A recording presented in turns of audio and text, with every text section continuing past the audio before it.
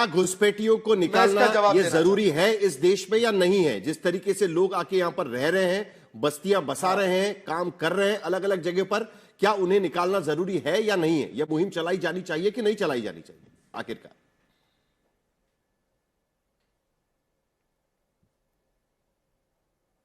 आशुतोष जी, नहीं, देखिए, मैं कहता हूं घुसपैठियों की पहचान एक सतत प्रक्रिया है।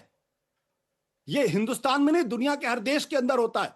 मैं ये कह रहा हूं जो आज अचानक 11 साल के बाद अमित शाह जी को याद आ रहा है डिटेक्ट, डिलीट एंड डिपोर्ट, तो फिर पिछले 11 साल के अंदर कितने घुसपैठियों को डिपोर्ट किया गया, डिटेक्ट किया गया, और मेरी एक ही रिक्वेस्ट है, शानदार मेरी एक ही रिक्वेस्ट है आशुतोष भाई पहचान कर दी गई है।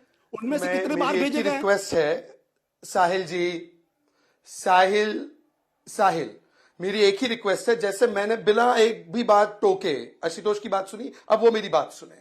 पहले आशुतोष ने बोला कि ये क्या एनआरकी है, एमपी एमएलए लग पड़े कि ये लोग जा रहे हैं और डिटेक्ट कर रहे हैं घुसपैठियों को। ना, एनआरकी वो है कि जब आप लवली खातून को ग्राम पंचायत का अध्यक्ष बना दो, टीएमसी ने बनाया, नसरीन बीबी को बना दो अध्यक्ष ग्राम पंचायत का, बांग्लादेशी को, रत्ना विश्वास और गौतम सरदार जो इनके कार्यकर्ता है, वो 5,500 फेक बर्थ सर्टिफिकेट घुसपैठियों के बनाए, टीएमसी के कार्यकर्ताओं की करतूत। वो एनआरकी नहीं है। आशुतोष के लिए एनआरकी क्या है कि अगर आप कोई इलीगल को डिटेक्ट करो। दूसरी बात, उन्होंने आंकड़े गिनवाए, उन्होंने बोला 11 साल में क्या कर रहे थे आप साहब। मनमोहन सिंह की मेरा पूरा जवाब होने दीजिए प्लीज। बोलिए। मनमोहन सिंह की सरकार ने 1.5 करोड़ घुसपैठिए आने दिए, 1.5 करोड़ घुसपैठिए आने दिए। उनको फिर बसाने के लिए आईएमडीटी एक्ट का इस्तेमाल किया गया, जिसको रद्द करते वक्त सुप्रीम कोर्ट ने कहा कि यह एक्ट ने इनको हटाने का नहीं, बसाने का काम किया। और फिर एक कॉस्मेटिक रूप से 35,000 ये आंकड़ा दे रहे हैं। ये कहां डिपोर्ट हुए बाय द वे? बांग्लादेश में।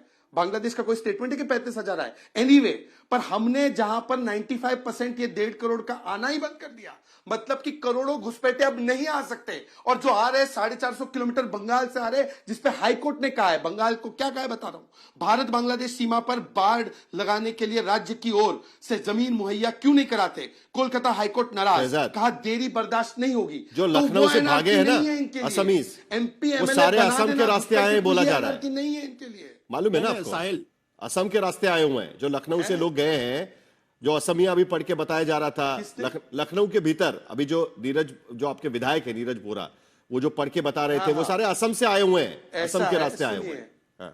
हाँ, सुनिए ना, मेरी बात सुनिए ना साहिल जी, सुनिए ना।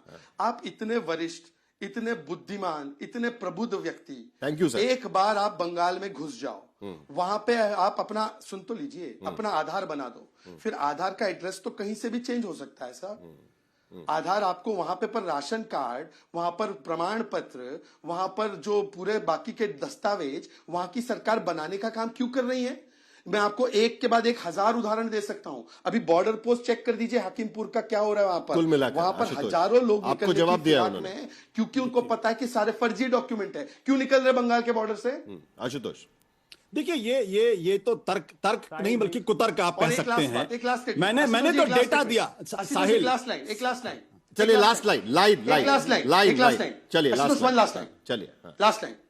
Last line. अभी आपने देखा होगा साहिल जी की सीजीआई ने रोहिंग्या पर एक कमेंट किया कि रोहिंग्याओं को रेड कार्पेट ट्रीटमेंट नहीं मिलनी चाहिए। प्रतिक्रिया किसकी आई? कल्याण बैनर्जी। हाँ, कल्याण बैनर्जी बोलते हैं ये तो लूज कमेंट है टीआरपी के लिए। अब मैं आशुतोष जी से पूछना चाहता हूं, आशुतोष जी, आईएमडीटी एक्ट स्क्रैप करते वक्त सुप्रीम कोर्ट ने क्या बोला? आशुतोष जवाब दीजिए। चलिए, देखिए साहिल, मैंने तो डेटा दिया ना भाई। नरेंद्र मोदी सरकार की अब तक की सबसे बड़ी असफलता है घुसपैठियों को बाहर निकालने की। मैंने भी डेटा दिया। मैं साहिल, मैंने बोला नहीं शहजाद प्लीज। चलिए, मैंने तो मनमोहन सिंह के 5 साल आखिरी के, और उसके बाद मोदी सरकार का 8 साल। भाई मोदी सरकार तो लगातार घुसपैठियों की आज से नहीं बात कर रही। लाल कृष्ण आडवाणी 1990 1992 से बात कर रहे हैं। कब? अभय दुबे, फिर आप जल्दी से 20 सेकंड है आपके पास। मैंने बीच में नहीं बोला, प्लीज एक मिनट आशुतोष, जरा अभय दुबे 20 सेकंड, उसके बाद शहजाद 10 सेकंड में। चलिए अपनी बात कंप्लीट कर जी सर, एक सेकंड। मैं ये कह रहा हूं कि भाई मैंने तो डेटा दिया है आपको। ठीक। और इसके अलावा क्या एमपी एमएलए का ये काम, इसका मतलब यूपी के अंदर पूरा का पूरा पुलिस एडमिनिस्ट्रेशन कोलैप्स कर गया है। ठीक है, वो काम ही नहीं कर रहा है। अभय दुबे जल्दी से। साहिल जी, भारतीय जनता पार्टी के लिए ओबीसी समाज घुसपैठिया बना हुआ है। विपिन यादव बीएलओ ने आत्महत्या की, उसके परिवार ने कहा कि उस पर दबाव बनाया गया कि ओबीसी समाज के वोट काट दीजिए सारे। भारतीय जनता पार्टी के लोग और खासकर उत्तर प्रदेश में ये वैमनस्य सिर्फ। शहजाद चलिए मेरा समय खत्म हो गया इसके लिए, वरना लेकिन कुल मिलाकर एक बात साफ है कि उत्तर प्रदेश के भीतर एक नई राजनीति हमें इस पूरे मुद्दे को लेकर देखने को मिल रही है। इस पर हमारी नजर बनी रहेगी।